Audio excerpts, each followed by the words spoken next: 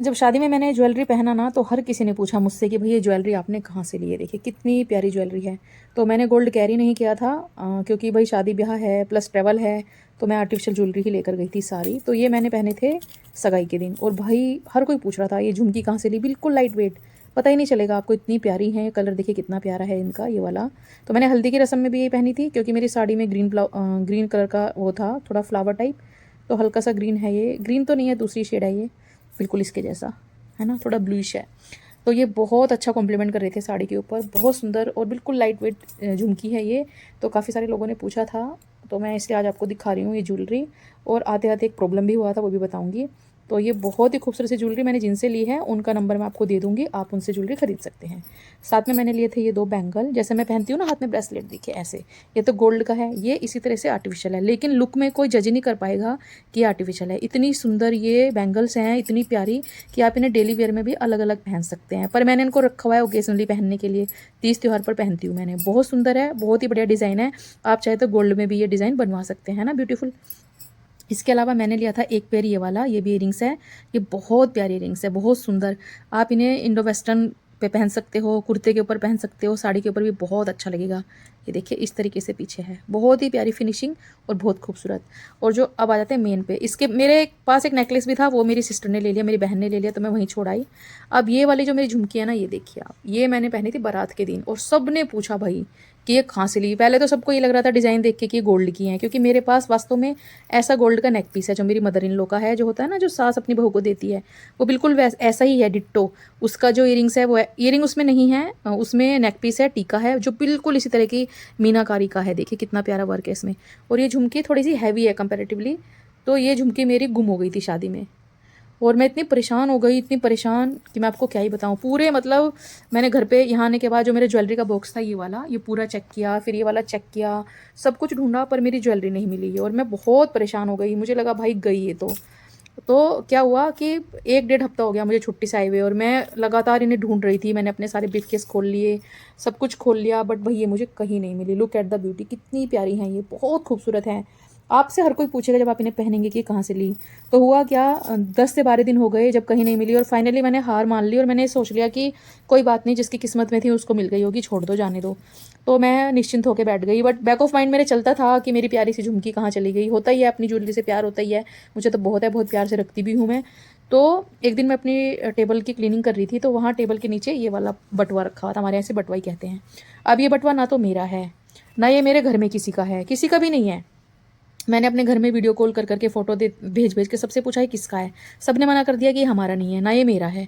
और मुझे ये दोनों झुमकी इसके अंदर मिली रखी हुई। तो ये इसके अंदर रखी हुई थी, और ये बटुआ रखा हुआ था मेरी बाहर डाइनिंग टेबल, जो मेरी बाहर कॉफ़ी टेबल है ना, उस कॉफ़ी टेबल के नीचे ये मेरा बटुआ रखा हुआ था। तो एक दिन जब मैं क्लीनिंग कर रही थी तो मैंने इसको उठाया, मैंने कहा इसमें क्या है, और जब मैंने इसको खोला तो अबाउट 15 से 20 दिन के बाद, छुट्टी से आने के बाद जब मैंने इसे खोला तो इसमें झुमकी थी। Guys I can't tell you मुझे कितना अच्छा लगा। और मुझे वास्तव में नहीं पता कि ये बटुआ किसका है, कहाँ से आया, कब आया, किसका है, किससे मैंने लिया, आई हैव नो आइडिया।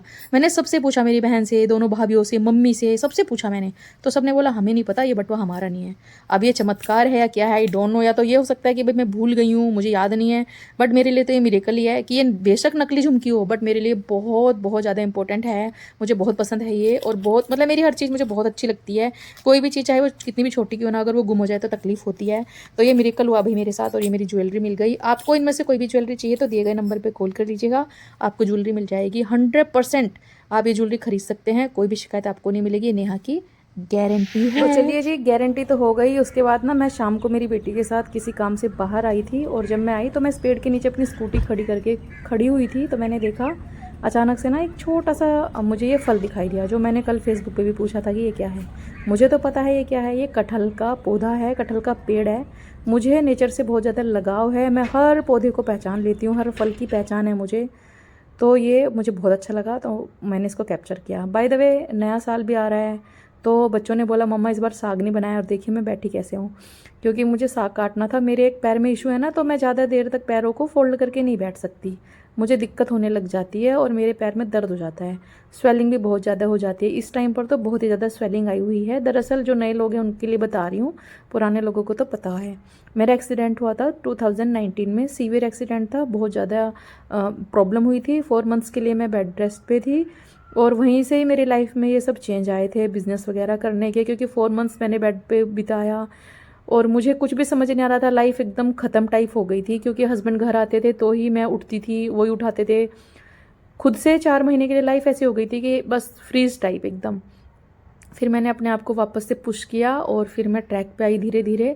तो लाइफ टाइम इश्यूज़ है मेरे पैरों में, इसलिए पैरों को बैंड करके बैठना, थोड़ा वॉक करना, रनिंग करना, ये मुझसे नहीं होता। बाय द वे मैं साग बना रही हूँ, जिसके लिए मैंने 500 ग्राम ली है सरसों, 200 ग्राम पालक और 200 ग्राम मैंने मेथी ली है। मुझे मेथी का फ्लेवर अच्छा लगता है बहुत ज़्यादा, तो आप इस प्रोपोर्शन से बना सकते हो, बहुत स्वाद बनेगा। सारी चीज़ों को धोकर कट कर लें, फिर कुकर में डालें, फिर खूब सारी हरी मिर्ची डालें, नमक डालें, लहसुन अदरक डालें।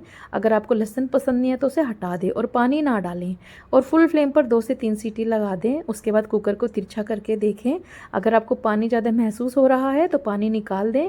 अगर पानी कम है तो आप इस तरीके से इसे मैश कर लें। ट्रेडिशनली ये घोटने से घोटा जाता है, मेरे पास घोटना नहीं है तो मैं मथनी या फिर ये जो पाव भाजी मैशर होता है इससे मैश करती हूँ। मेरे पास जो घोटना है ना वो बहुत छोटू सा है, वो मिल भी नहीं रहा कहाँ है, तो आप इस तरीके से भी मैश कर सकते हैं। कई लोगों को मैंने मिक्सी में साग बनाते हुए देखा है, लेकिन नहीं, आप ऐसे बनाना, बहुत ही बढ़िया स्वाद आएगा। मिट्टी की हंडी अगर है बड़ी सी तो उसमें बनाओगे तो बहुत कमाल का फ्लेवर आएगा। तो कुकर में मैं तो जनरली बनाती हूँ। तो जब ये अच्छे से मैश हो जाए तब थोड़ा सा पानी डालें और फ्लेम को लो कर दें।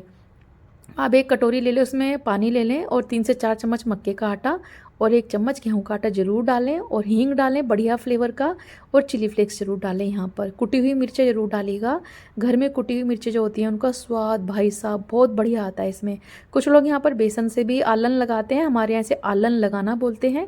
और इसके बिना अगर आप साग बनाओगे तो साग पानी छोड़ेगा, बढ़िया नहीं बनेगा। तो कंपलसरी होता है मक्के के आटे का आलन लगाना। और थोड़ा सा टेस्ट चेंज करने के लिए, साग को बहुत बढ़िया टेक्सचर देने के लिए 1 चम्मच गेहूं का आटा ज़रूर डालें और अच्छे से मिलाकर सारी गुठलियाँ फोड़कर तब साग में ऐड करें, और ज़रूरत के हिसाब से पानी डालें और फिर इसे धीमी आंच पर तकरीबन 10 से 12 मिनट पकने दें।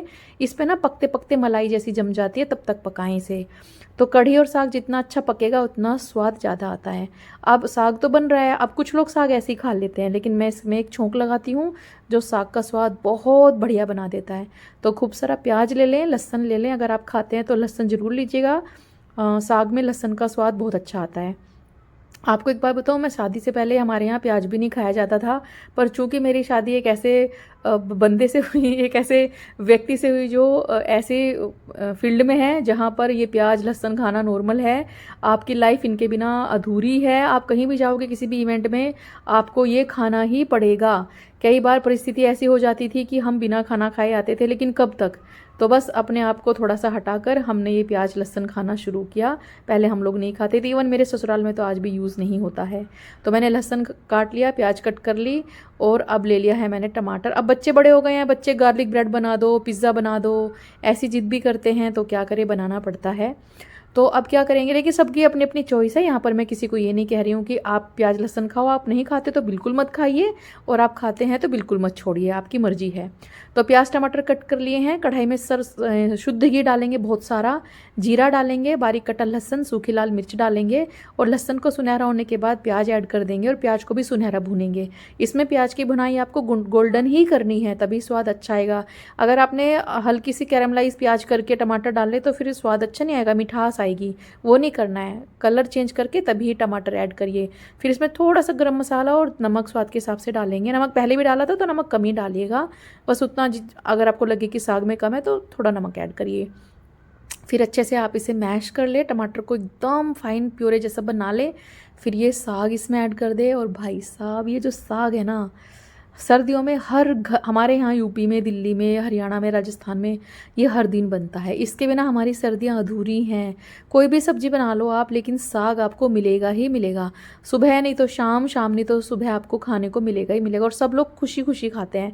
बच्चे ये बोलने लग जाते हैं, मम्मा कितना हरा हरा खिलाओगे आप तो लेकिन बहुत बढ़िया बनता है ये गाइस, आप ट्राई करिएगा। साथ में मैंने चाय बना ली।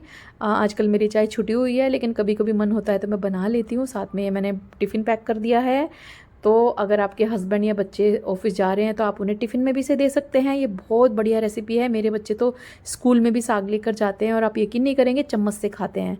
तो बच्चों के टिफ़िन पैक कर रही थी मैं, चम्मच से साग खाती। ये मैंने 2-4 दिन पहले बनाया था छुट्टी लगने से पहले। और साथ में मैं खीरा भी कट करके दे रही हूँ। जब फ्रूट नहीं होता कुछ तो मैं सैलेड में खीरा दे देती हूँ बच्चों को, क्योंकि एक टिफ़िन में फ्रूट देना अनिवार्य है और एक टिफ़िन में आपको रोटी सब्ज़ी देनी है। तो ये टिफ़िन पैक हो गया। अब मैं बना रही हूँ यहाँ पर अपने लिए मक्के की रोटी। ठीक है जी। तो मक्के की रोटी देखिए मैं कैसे बनाती हूँ। आटा मैंने गूँथा, कुछ लोग गर्म पानी से गूँथते हैं, मैं नॉर्मल पानी से गूँथ के बना लेती हूँ। दोनों हाथों पर थोड़ा थोड़ा पानी लगाकर इसे बड़ा कर लें आप, और फिर एकदम धीमी धीमी आंच पर सेकिएगा। जितनी अच्छी और धीमी धीमी आंच पर आप इसे सेकेंगे ना, रोटी इतनी स्वाद बनती है। पर्सनली मुझे मक्के की रोटी बहुत पसंद है, लेकिन थोड़ा नमक डालकर, फीकी मैं नहीं बनाती हूँ। तो हल्का नमक इस रोटी में है और इसे मीठी मीठी आँच पर सेक लिया है मैंने। आप इसे कोयले पर सेको, चूल्हे पर सेको, बिल्कुल धीमी आँच पर सेकिएगा, स्वाद बहुत अच्छा आता है और अगले दिन ये रोटियाँ और भी स्वाद लगती है। साग और कढ़ी ऐसी है और मक्के की रोटी, बाजरे की रोटी नेक्स्ट डे ज़्यादा टेस्ट इनका आता है। तो हमेशा मैं एक रोटी एक्स्ट्रा बनाती हूँ। ये रोटी एक्स्ट्रा है जो मैंने रख दी है बनाकर, अगले दिन मैं इसे खाऊंगी साग के साथ। ट्रस्ट में आप एक बार ऐसे करना, साग और मक्के की रोटी, कढ़ी बाजरे की रोटी को ना नेक्स्ट डे खाना आप, क्या कॉम्बिनेशन है, आपको बहुत पसंद आएगा। तो साग, मक्का की रोटी, साथ में बटर, फ्रेश मूली, थोड़ी सी लस्सी और एक मिर्ची और थोड़ा सा गुड़, ये सर्दियों की हमारी फेवरेट थाली है जो हर घर में बनता है।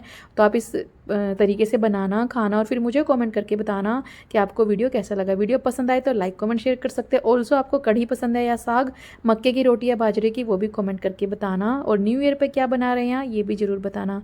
वीडियो पसंद आए तो लाइक कमेंट शेयर करना और नहीं पसंद आए तो डिसलाइक कर सकते हैं। चलिए मिलते हैं अगली एक और वीडियो में, तब तक के लिए bye bye, take care, happy new year in advance.